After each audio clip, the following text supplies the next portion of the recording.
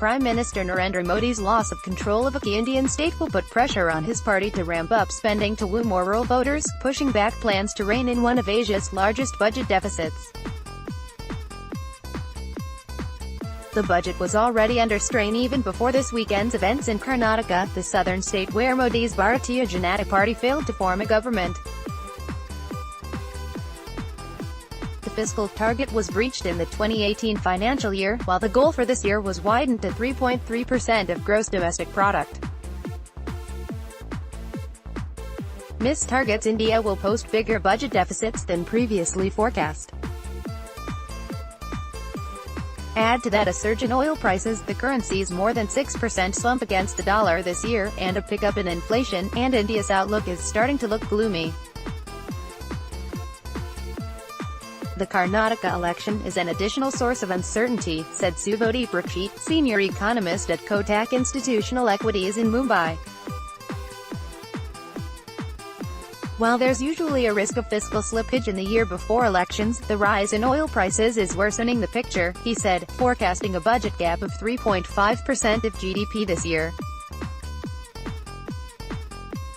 Bonds have taken a knock this year, fueled by wider budget targets, faster inflation and a global sell-off of emerging market assets.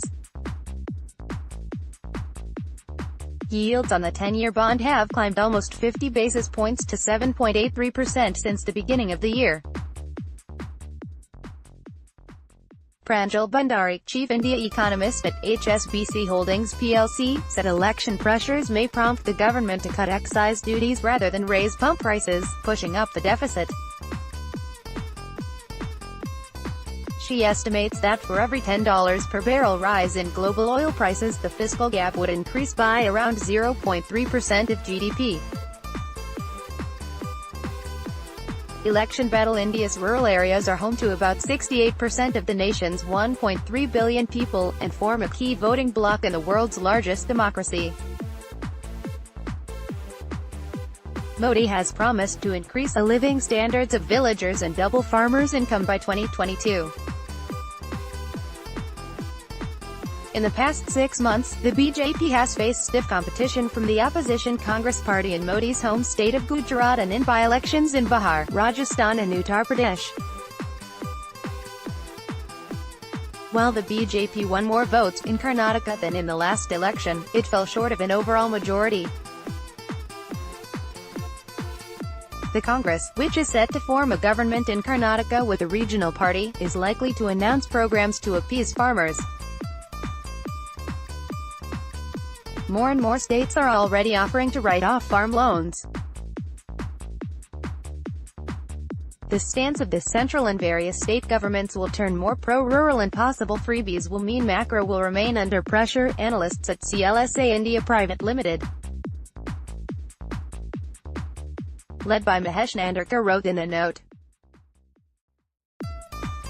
Rural support is the need of the hour for the government given that rural wage growth has been quite weak at 4 to 6% over the last 4 years.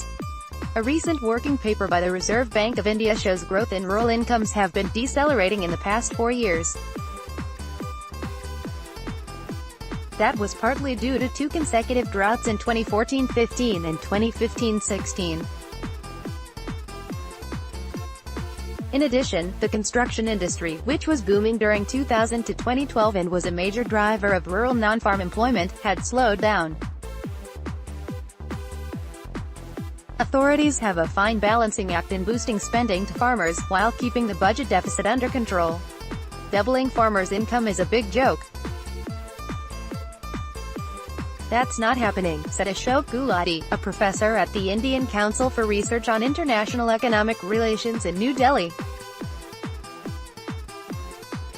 This is bound to have repercussions for the economy.